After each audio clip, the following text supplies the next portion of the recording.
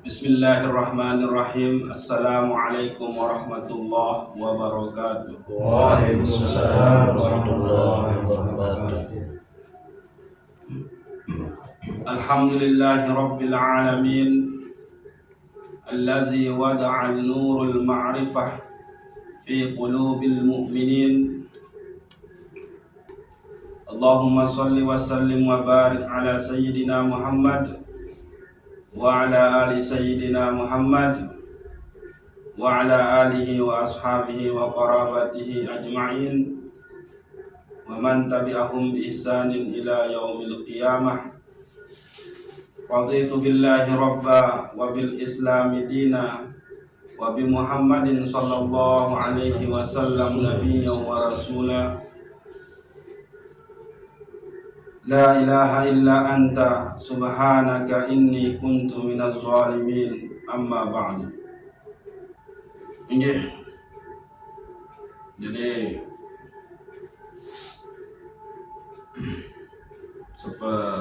meratur tiang malam Rabu kemarin bahwa insyaallah makin sekarang kita lanjutkan pembahasan masalah bagaimana sebetulnya kita menempatkan ma'rifah sehingga muncul buah dalam bentuk sifat-sifat yang terpuji.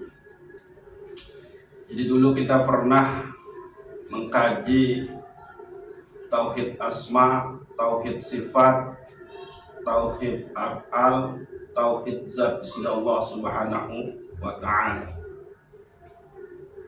Nah, kita juga pernah kaji ajaran tasawuf Syekh Arsad Al-Banjari tentang mutu qabla anta mutu, matilah sebelum engkau mati, dengan kita mengembalikan hak-haknya Allah Subhanahu wa ta'ala, miliknya Allah yang dipercikkan ke kita, yakni dalam bentuk ada kuasa, ada iradah, keinginan, ada ilmu, ada hidup, ada pendengaran, ada penglihatan, ada kalam.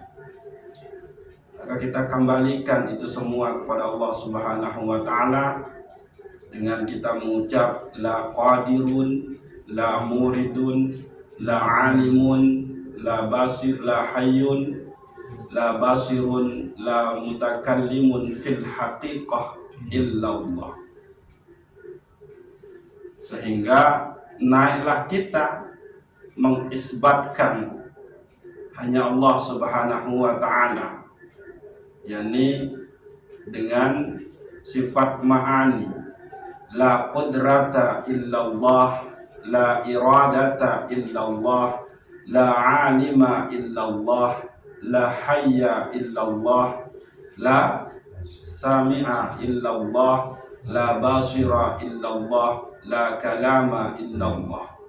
Maka isbatlah, menetaplah memang itu semua adalah milik Allah Subhanahu wa ta'ala. Nah, pada saat kita zikir ada 3 zikir yang kita ucap pelan-pelan pada saat di awal-awal zikir. La ilaha illallah, maka di situ bermakna la ma'bud bihaqqin illallah. Lalu saat kedua, la ilaha illallah, la matlub bihaqqin illallah. Lalu yang ketiga, la ilaha illallah, la mawjud bihaqqin illallah. Nah, inilah kesempurnaan iman.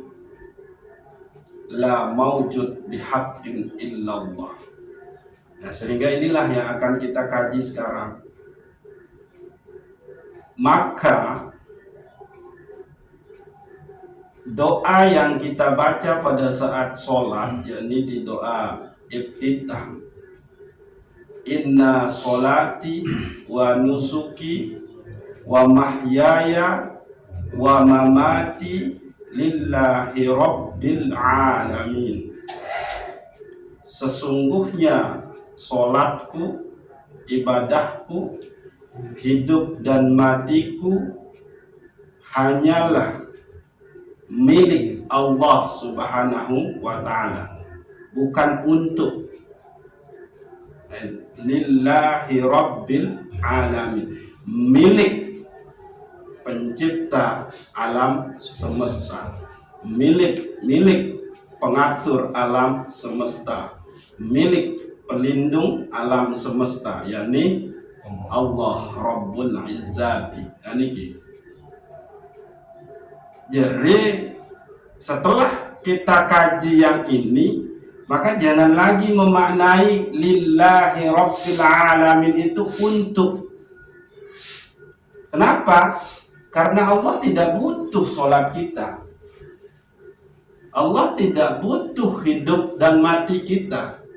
Kita yang butuh kepada Allah Subhanahu wa ta'ala. Tidak butuh Allah dengan ibadah kita. Isi langit dan bumi, dia mau setaat Nabi Muhammad sallallahu alaihi wasallam, itu tidak akan bertambah secuil pun kekuasaan Allah Subhanahu wa ta'ala. Mau ingkar semua isi langit dan bumi pun tidak akan seperti ingkarnya iblis, Fir'aun, Raja Namrud, kaum Lut, kaum Sabah. Itu tidak akan berkurang sedikit pun kekuasaan besidah Allah Subhanahu wa ta'ala. Itu sebabnya lillahi rabbil alamin itu bermakna milik Allah Subhanahu wa ta'ala. Atau paling banter nika adalah kita maknai lantaran karena Allah Subhanahu wa ta'ala. Itu. Kalau kita sholat itu kan niatnya Allahu Akbar, terus di dalam hati kita niat aku sholat fardu isya 4 rakaat lillahi ta'ala. Itu di situ bermakna karena Allah Subhanahu wa ta'ala. Kenapa di dalam sholat niat itu dimaknai karena Allah?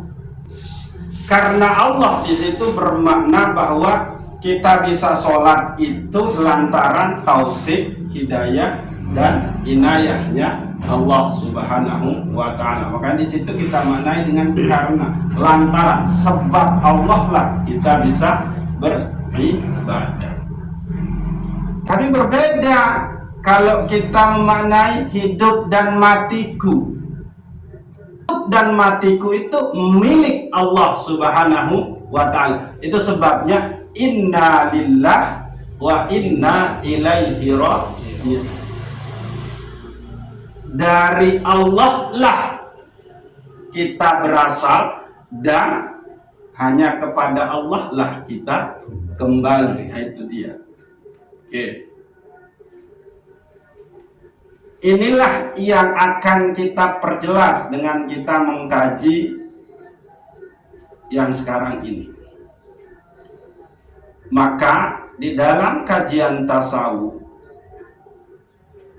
orang yang mengaku dirinya masih ada, entah ada secara jasmaniah, ada secara rohani, ada secara ilmu pengetahuan, ada secara tenaga, ada secara kemampuan, atau segala-galanya, maka ia tergolong orang ingkar. Kenapa? Karena dia sudah merampas miliknya Allah Subhanahu wa ta'ala. Ya ampun, onek nota.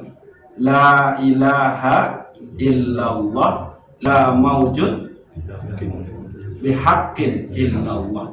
tidak ada yang wujud yang sebenar-benarnya wujud melainkan wujud Allah Subhanahu wa ta'ala.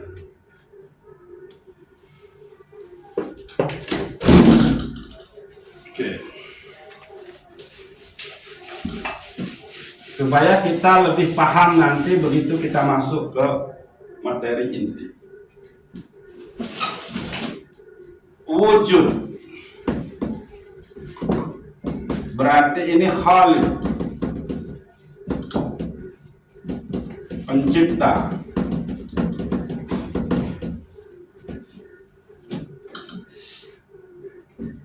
Maujud, nah itu. Ini makhluk.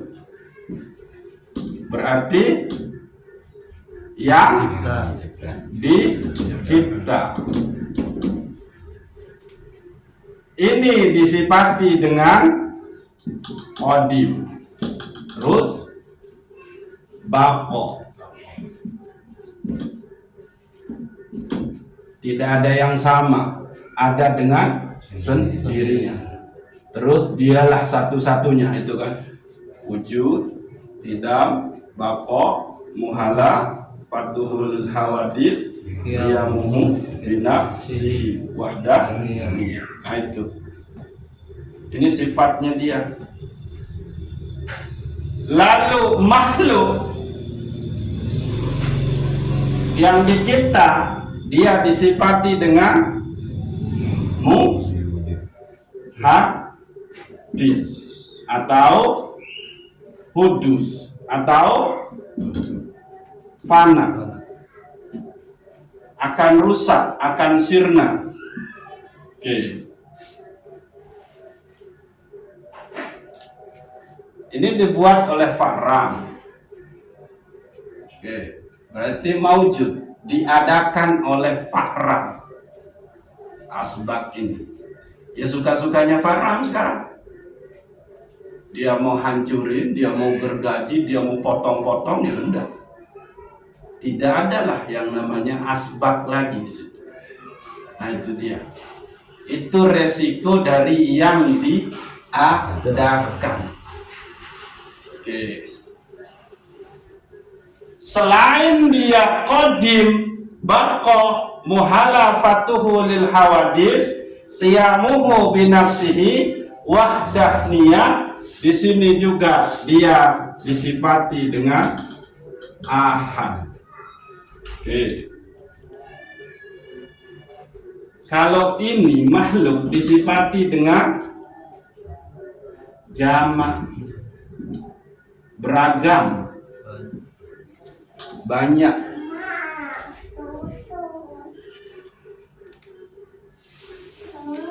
Ya, susu. Ayo.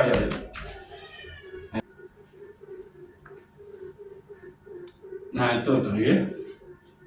Jadi kalau Khaliq Allah itu juga disifati dengan yang ahad, tunggal, satu-satunya, tidak ada duanya,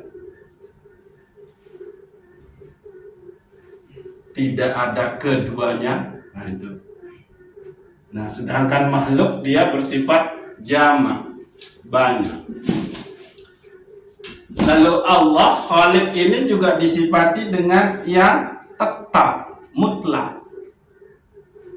Allah dulu sebelum segala sesuatu ini ada dengan Allah yang sekarang itu tetap sama. Allah di Mekah, di Amerika, di Inggris dengan di sini sama.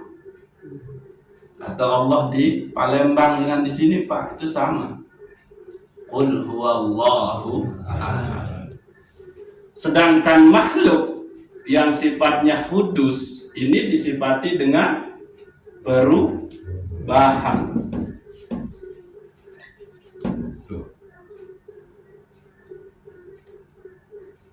Dari bayi menjadi anak-anak, dari anak-anak menjadi remaja, remaja menjadi dewasa, dewasa menjadi tua, tua menjadi kakek-kakek, nenek-nenek, nenek-nenek menjadi tiada. Oke, itu dia.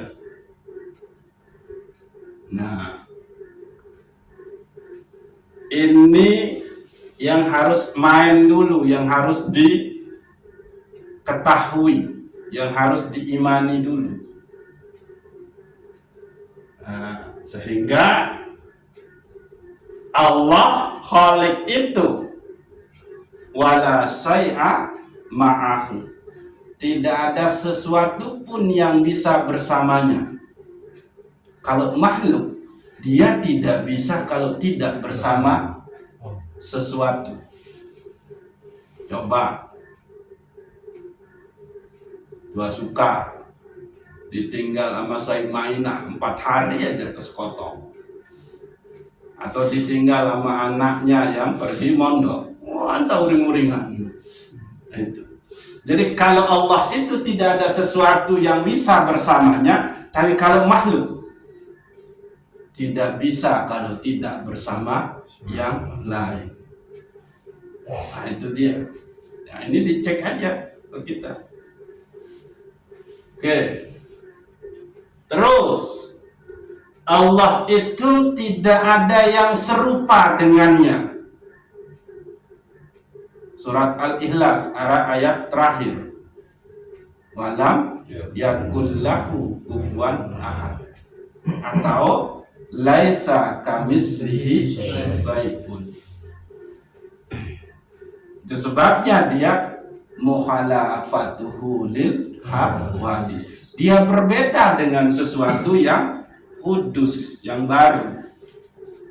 Sementara makhluk itu dia punya kesamaan, dia punya kemiripan. Bahkan kita mirip sama dengan binatang. Itu sebabnya kalau di ilmu biologi atau IPA, kita ini makhluk mamalia, makhluk menyusui. Nah, kuda, kambing, kerbau, sapi itu masuk sebagai makhluk mamalia, makhluk menyusui, yaitu kita sama. Itu sebabnya disebutkan ulaika kal an'am balhum adallu. Mereka itu seperti binatang, bahkan lebih rendah dari binatang. Ulaika humul ghafilun. Siapa mereka? Yaitu orang-orang yang lalai. Nah, ini. Jadi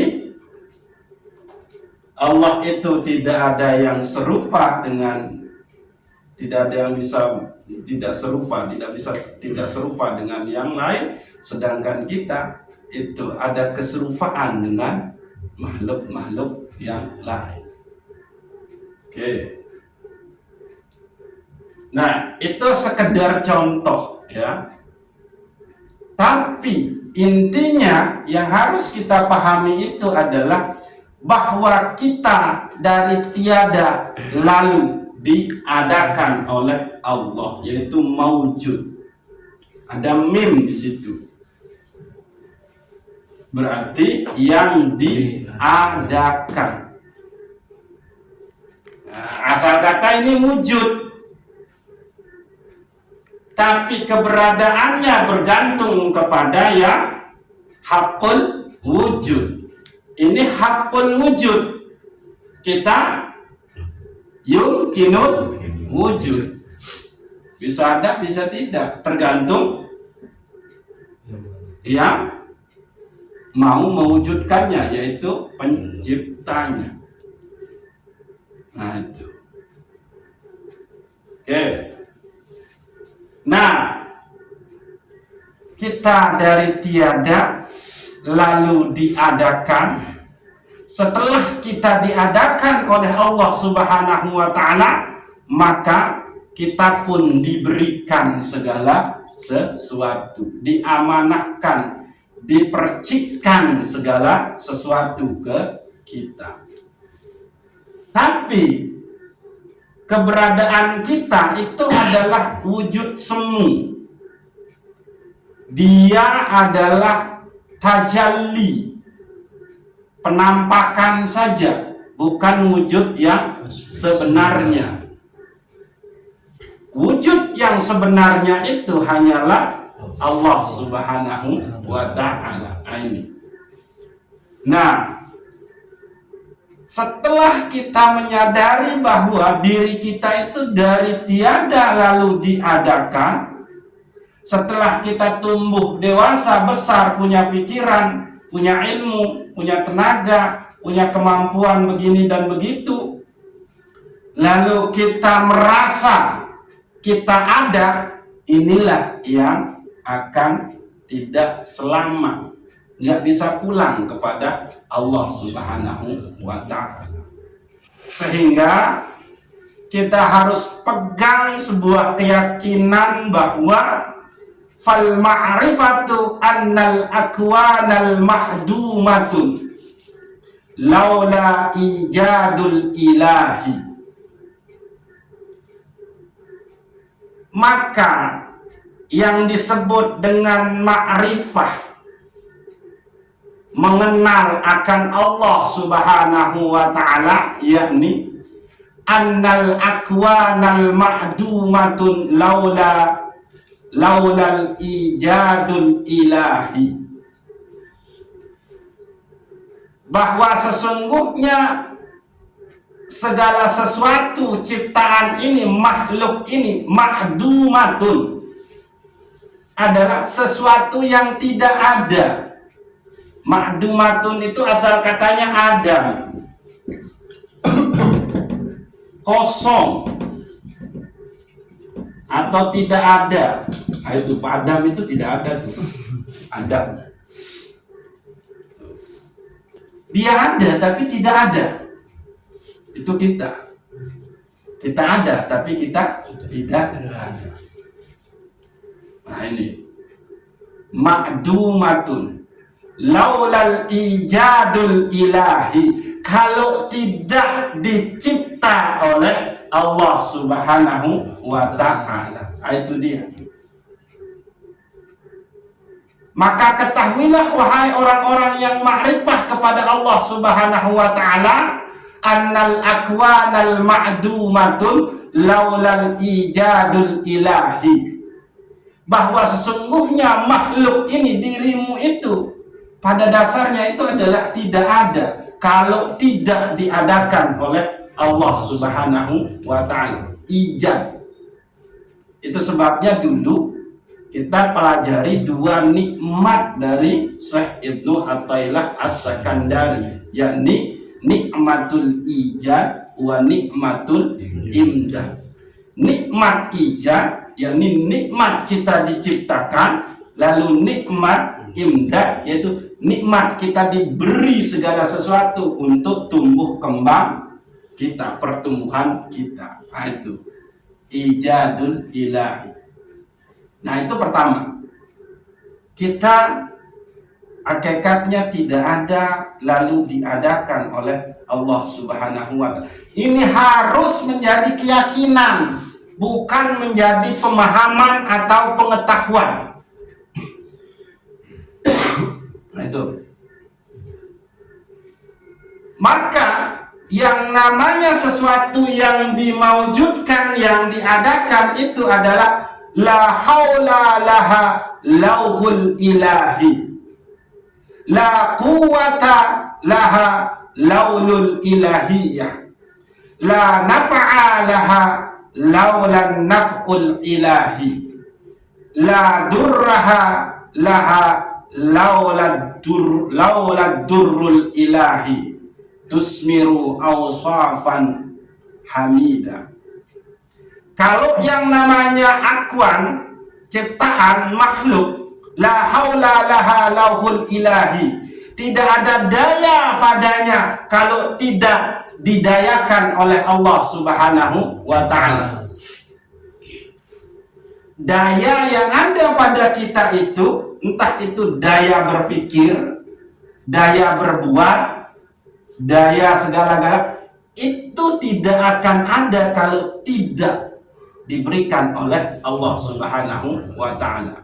Terus, la quwata laha laulul ilahiyah, tidak ada kekuatan pada makhluk itu kalau tidak dikuatkan oleh Allah Subhanahu wa ta'ala.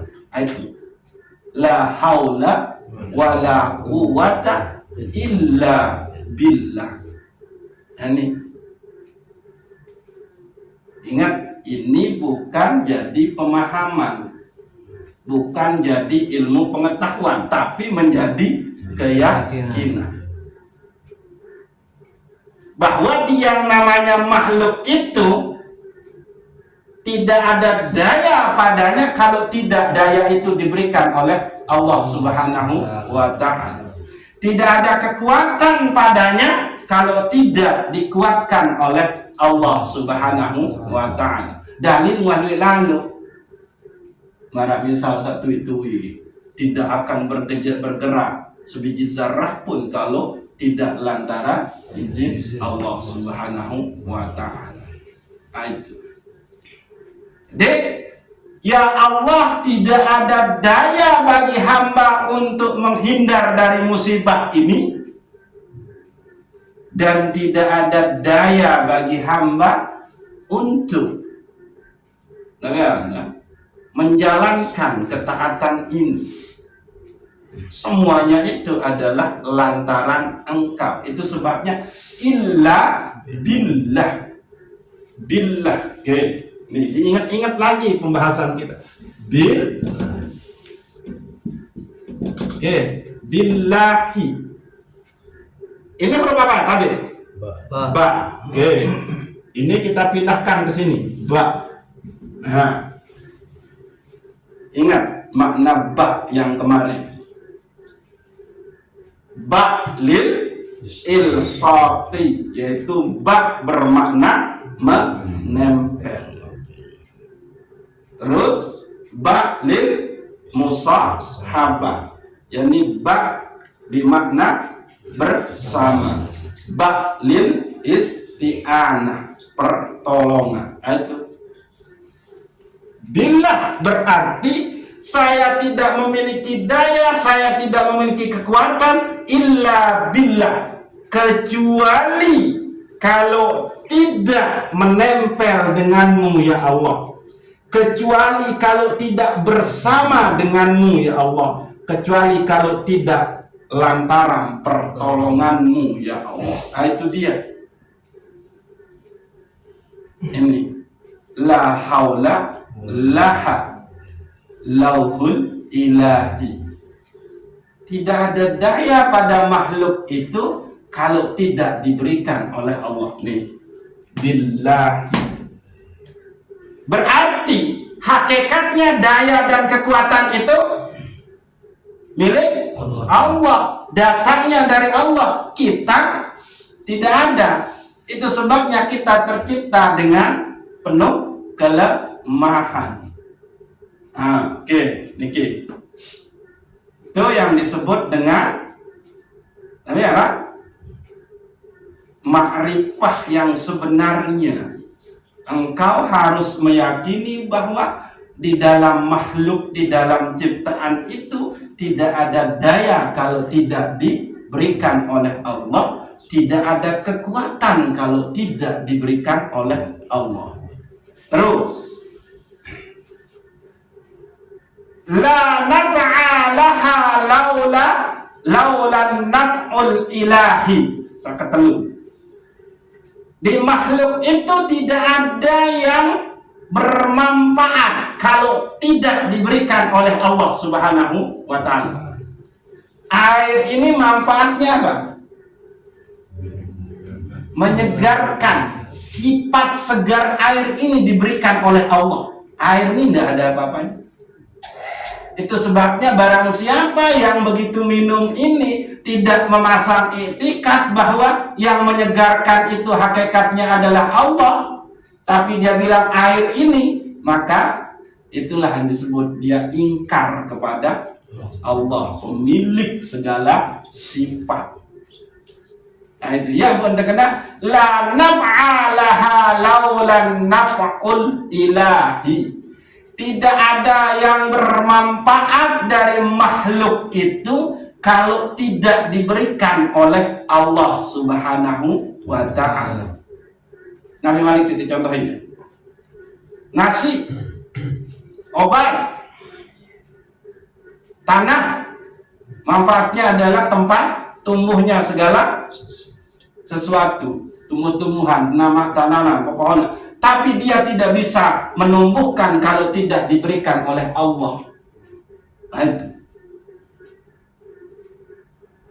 Oke, bahkan tanah itu tidak bisa merawat sesuatu yang tumbuh di atasnya.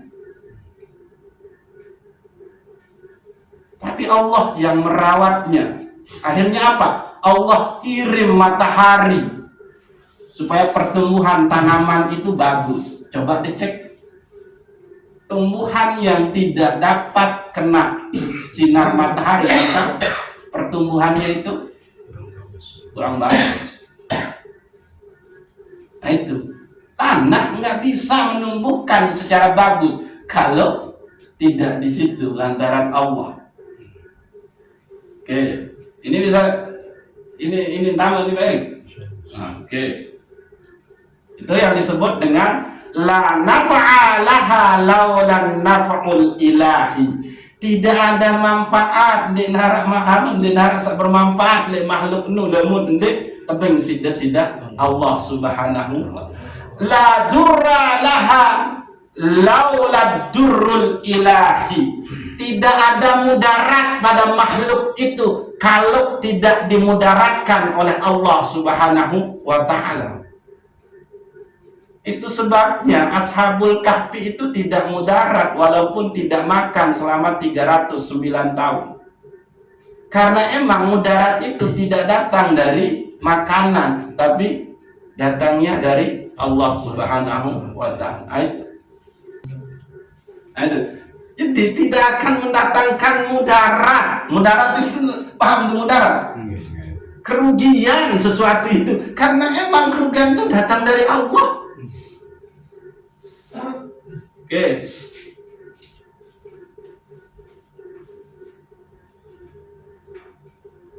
Nah, kalau ini sudah main di sini menjadi keyakinan, maka kita terbebas dari kekufuran pada Allah Subhanahu wa ta'ala. Nih, yang pertama yang harus diyakini, segala sesuatu ini asalnya tidak ada, lalu diadakan. Kaifa takfuruna billahi wa kuntum amwatam fa ahyakum summa yumitukum summa yuhyikum summa ilaihi turja'un. Oke. Itu yang pertama.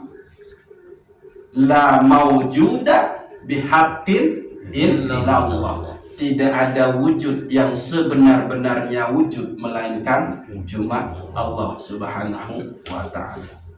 Terus yang kedua, tidak ada daya di kita melainkan itu hanyalah milik atau diberikan oleh Allah Subhanahu wa ta'ala. Lalu yang ketiga, tidak ada kekuatan melainkan itu diberikan oleh Allah. Tidak bermanfaat melainkan itu diberikan oleh Allah. Tidak mendatangkan mudarat melainkan itu datangnya dari Allah Subhanahu wa ta'ala.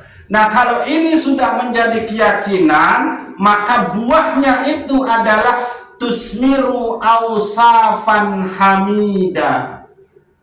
Maka buah dari makrifah yang demikian itu adalah engkau memiliki sifat-sifat yang terpuji. Nah ini. Jadi tidak ada sifat-sifat yang terpuji akan tumbuh dengan sendirinya di sini kalau tidak memahami yang ini, kalau tidak mengiktikadkan yang ini.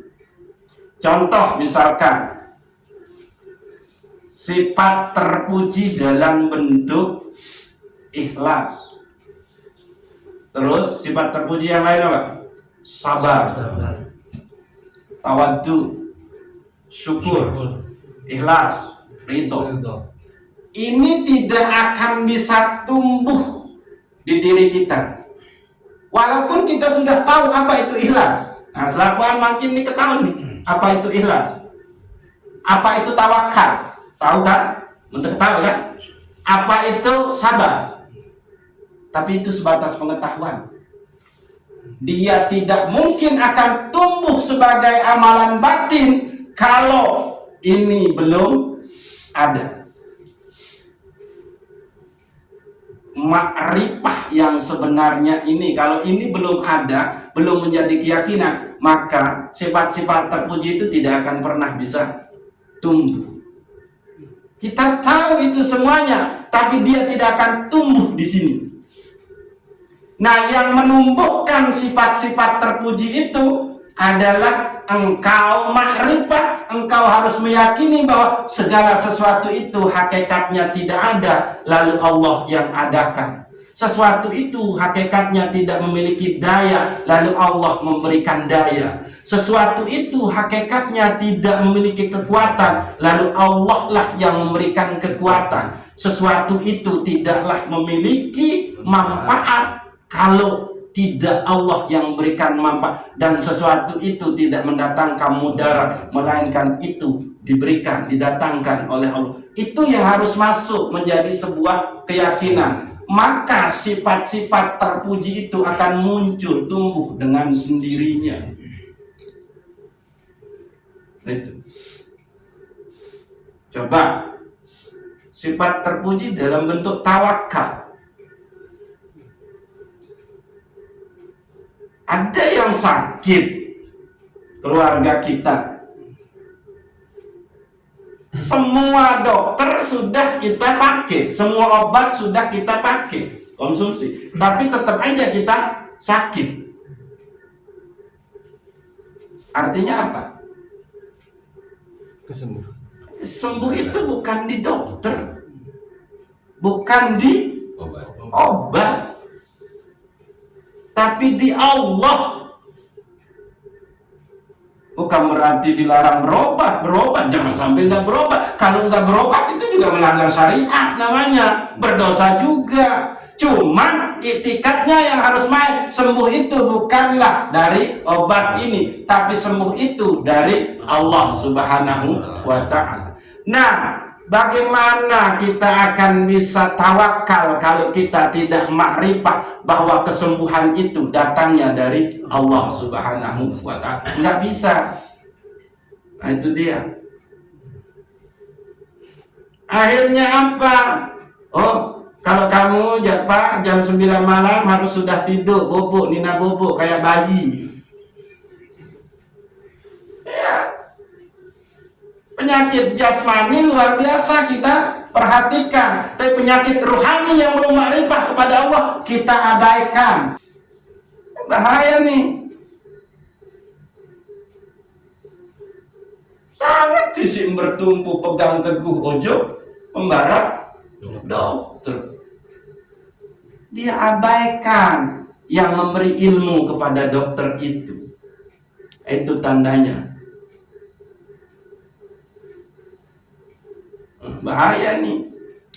Nah, maka tusmiru ausafan hamida. Kalau sudah makrifah yang demikian, muncul tumbuh dengan sendirinya sifat-sifat terpuji itu. Tawaddu akan muncul. Tapi kenapa orang masih takabur? Karena dia merasa memiliki sesuatu untuk dibangga-banggakan. Ujubnya masih ada. Apa yang dia banggakan? Oh, keluarga saya itu gagah-gagah, nggak nyocok nikah dengan orang yang dari keluarga dia yang hitam-hitam. Nah, itu dibanggakan itu nasabnya.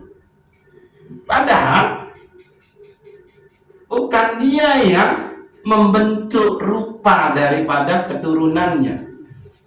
Allah lah yang musawwir. Tapi itu yang dia bangga-banggakan. Akhirnya apa? Nggak pantas. Nah, itu tandanya dia masih belum ma'rifah. Jadi nggak bisa tumbuh tawadhu, rendah diri, kalau tidak mengenal siapa yang mencipta Anda. Anda dari tidak ada menjadi ada. Nah, itu yang dimaksud dengan kalau ini sudah sampai kepada keyakinan, maka sifat-sifat terpuji itu akan muncul dengan sendirinya. Akhirnya sila kita memahami kenapa ada orang yang taat, rajin beribadah, tapi terasa sombong, riak wujudnya itu ada. Itu dia masih hanya mengetahui, bukan meyakini. Atau jangan-jangan juga tidak mengetahui, tapi dia buat dirinya seperti orang tahu. Rajulun la yadri wa huwa yadri annahu la yadri. Ada manusia yang tidak berilmu, tapi dia tahu dirinya tidak berilmu.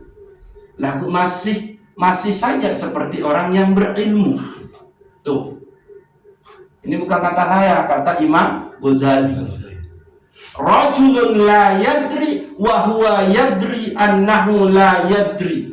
Ada orang yang tidak berilmu dan dia tahu kalau dirinya itu tidak berilmu, tapi kepingin tetap seperti orang yang berilmu. Nah, yang paling hina, rendah itu adalah rajulun la yadri wa huwa la yadri annahu la yadri. Manusia yang bodoh dan dia tidak tahu kalau dirinya itu bodoh. Nah, itu. Ini lebih parah Malik nih. Manusia bodoh, laku dia ketahui di entan bodoh. Akhirnya apa? Marah betu. Ndek lalu ngeji. Nah, itu. Walaupun dia akui kalau dirinya bodoh, lagu supaya dia dianggap rendah diri. Buktinya apa? Ndek lalu ngaji. Ya kalau orang yang mengakui dirinya bodoh, maka dia pergi ngaji, bukannya anteng boyo manpal. Yang namanya sifat terpuji itu tidak dia tumbuh dengan sendirinya. Kenapa dia bisa tumbuh dengan sendiri? Kalau engkau sudah mengenal Allah itu, kalau engkau sudah mengenal hakikat segala sesuatu ini, itu baru dia. Bukannya dengan mengilmuan. Apa syukur Tuhan? Berterima kasih kan? Nah, itu pengetahuan itu. Tapi sudahkah itu benar-benar tumbuh di sini? Nah, itu. Supaya ini tumbuh, maka ini dulu yang harus diyakini. Kita meyakini bahwa diri kita itu adalah dicipta oleh Allah. Wujud kita itu maujud. Lalu kita tidak memiliki daya, Allah lah yang memberi daya. Kita tidak memiliki kekuatan, Allah lah yang memberi kekuatan. Kita tidak mampu memberi manfaat kalau bukan Allah yang memberikan itu. Dan kita juga tidak bisa mendatangkan mudarat kalau tidak itu datang dari Allah. Nih, akhirnya tua-tua niki kan tahu. Jangan dikira saya yang beri manfaat di sini. Allah yang memberi manfaat. Terus kalau saya santet, seher, emang saya yang bukan.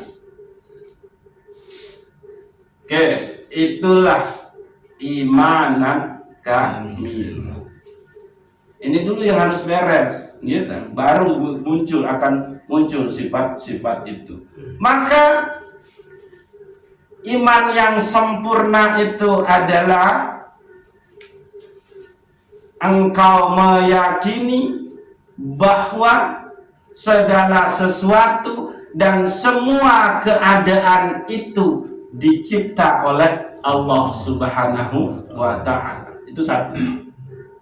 Engkau harus meyakini bahwa segala sesuatu dan semua keadaan itu adalah takdir Allah Subhanahu wa Ta'ala.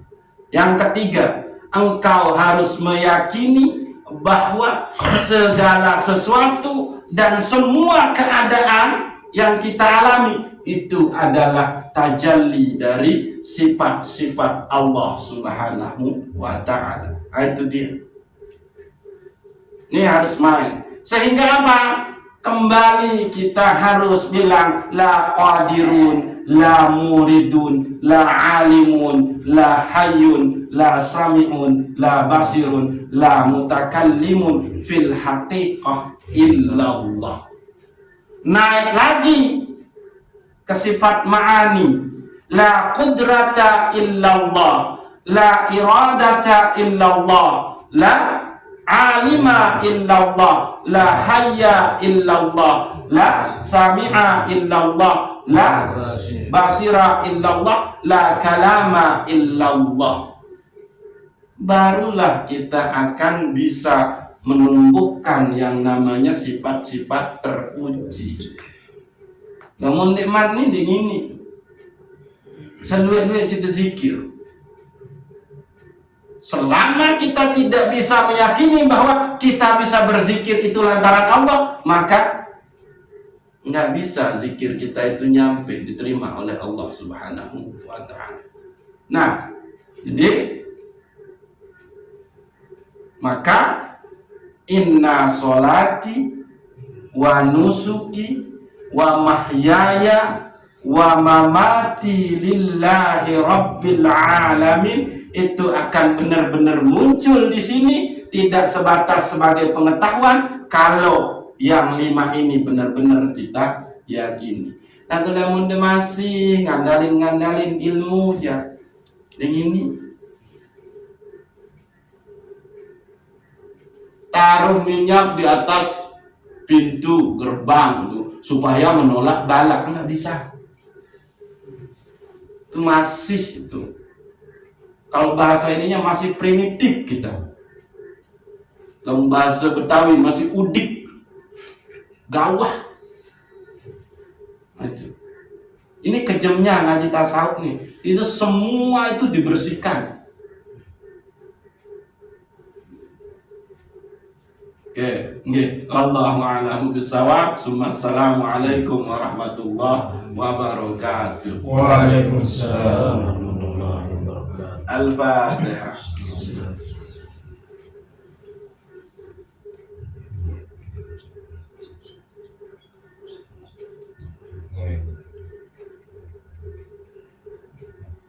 Ndek tang kena anu di Pak Andre, ndek tang kena bungkus topat ndek.